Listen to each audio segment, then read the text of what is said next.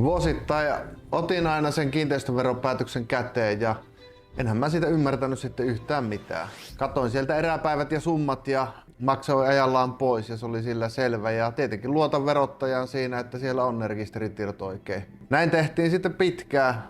Kiinteistösijoitusta tehty kuitenkin parikymmentä vuotta ja satoja tuhansia euroja maksettu kiinteistöveroa, niin aina kerta vuoteen se on maksettu pois. Kunnes sitten havaittiin, että meillä oli kiinteistön verotuksessa virheitä ja tarkoittaa, että maksetaan tuhansia euroja liikaa. Me tehtiin korjaukset siihen kiinteistön verotukseen ja saatiin sitten saman tien veronpalautukset, liikaa maksetut pois ja jatkossa tietenkin maksetaan oikein verran sitä veroa. Ja meidän tapauksessa oli tuhansien eurojen säästö vuodessa. Todettiin, että tuskin me ollaan ainoita, jolla tämmöisiä virheitä on verotuksessa.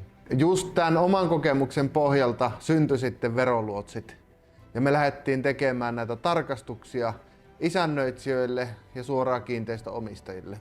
Ja me ymmärretään tosi hyvin kiinteistöt ja se verotus.